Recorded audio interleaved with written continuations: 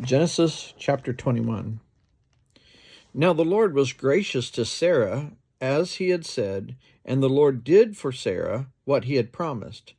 Sarah became pregnant and bore a son to Abraham in his old age, at the very time God had promised him.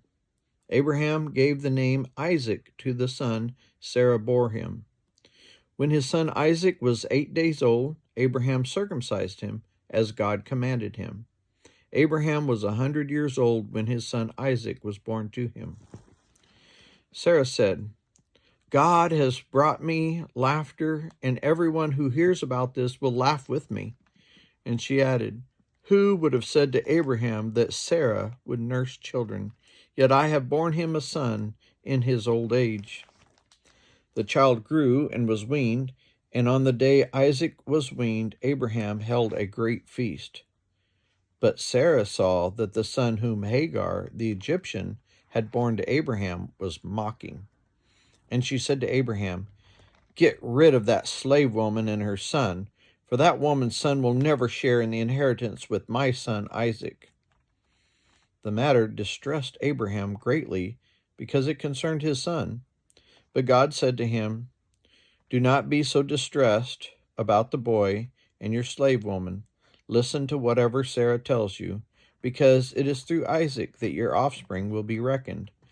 I will make the son of the slave into a nation also, because he is your offspring.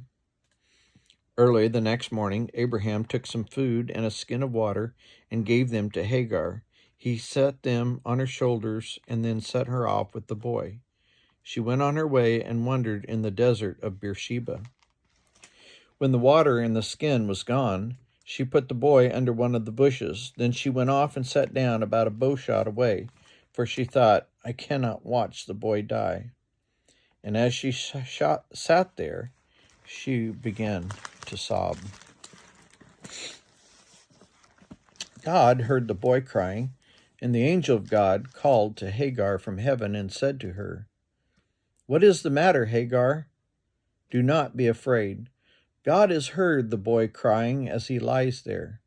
Lift the boy up and take him by the hand, for I will make him into a great nation.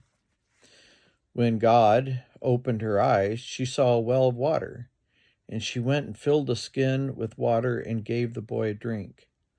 God was with the boy as he grew up.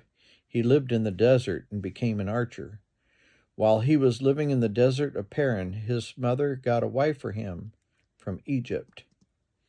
At that time, Abimelech and Phicol, the commander of his forces, said to Abraham, God is with you in everything you do.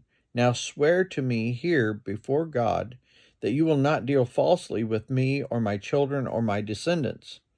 Show me and the country where you now reside as a foreigner the same kindness I have shown to you. Abraham said, I swear it.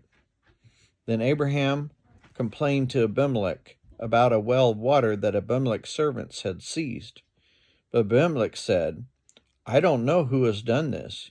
You did not tell me, and I heard about it only today. So Abraham brought sheep and cattle and gave them to Abimelech, and the two of them made a treaty. Abraham set apart 7 ewe lambs from the flock, and Abimelech asked Abraham, what is the meaning of these 7 ewe lambs you have set apart by themselves? And he replied, accept these 7 lambs from my hand as a witness that I dug this well. So the place was called Beersheba, because the 2 men swore an oath there. After the treaty had been made at Beersheba, Abimelech and Phicol, the commander of his forces, returned to the land of the Philistines. Abraham planted a tamarisk tree in Beersheba, and there he called on the name of the Lord, the eternal God.